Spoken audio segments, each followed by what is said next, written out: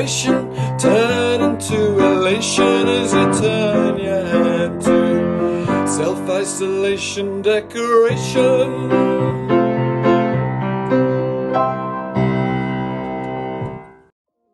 Hello there, Phil here from Paint the Town Green, giving you some decorating tips for little jobs you can be doing around the house while you're stuck inside. So today I want to talk to you about skirting boards. If you'd seen some of my other videos, you'll see that I've been working on my daughter's walk-in wardrobe, which provides us with a perfect little mini scenario. It's like a little room, so I can demonstrate lots of different things in it. We've done preparing and painting shelves, and I'm going to show you painting skirting boards. So if you come inside, I've prepared the area now.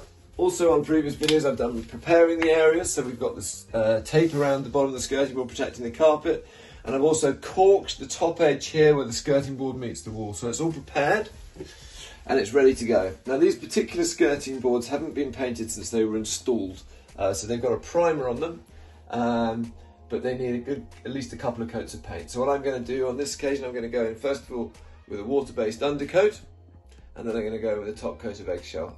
Now the technique for painting skirting boards, if you come a little bit closer, as with painting a shelf or a room where you use the brush to go on the edges and then you've got the roller that you use for bigger areas, you've got a kind of two-pronged approach to the skirting board. The first one is cutting in really neatly where the skirting board meets the wall and then just filling out the rest of the skirting. We don't need to worry so much where it meets the carpet because we've got that protected.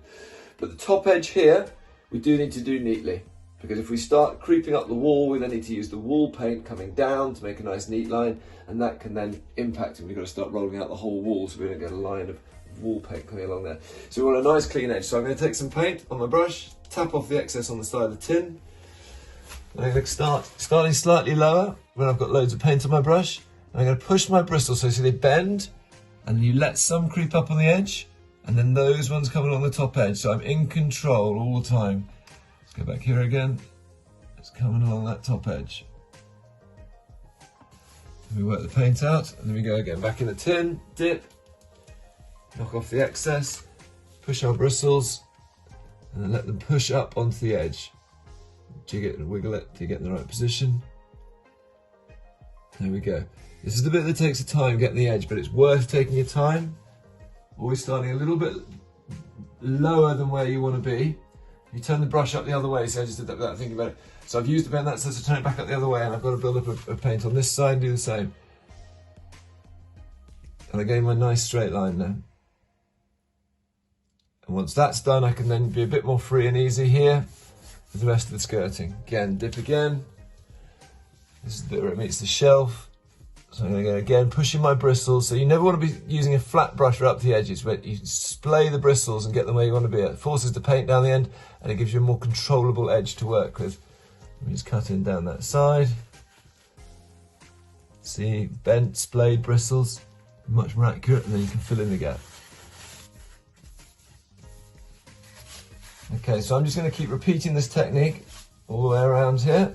This will be my undercoat, and then I'll do a second coat of eggshell. Okay, so that's all done. Now I'm going to be totally honest with you, because these videos are all about making do with what we've got. The points I've made over and over again, it's not best practice, it's not what we would do out on a decorating job for a client, it's what I'm managing to do with the materials and the products and the tools that I can find in the shed with this short notice I've had about doing this.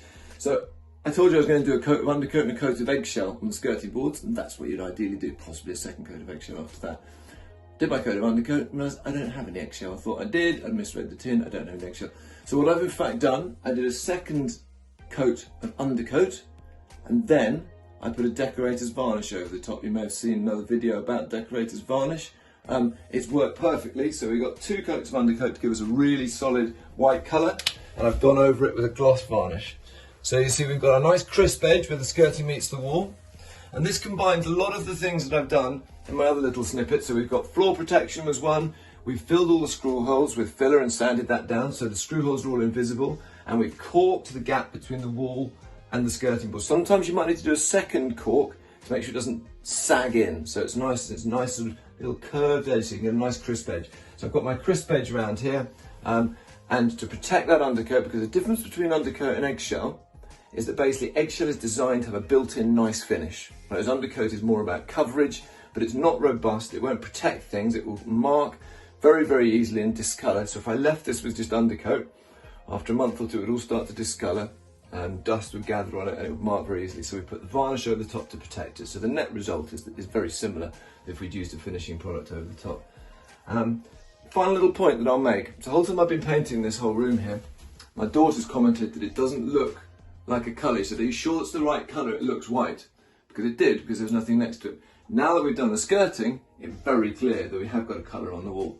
So it's something I'm often explaining to our clients, that your perception of colour has an enormous amount to juxtaposition, i.e. what you've got next to it. Suddenly now we've got a white in here on the skirting board, you can clearly see that the walls are an off-white colour, grey seal in this situation. So just a little point that I wanted to make there because it really well illustrates it. Suddenly you can really clearly see the walls are not white because you've got white skirting.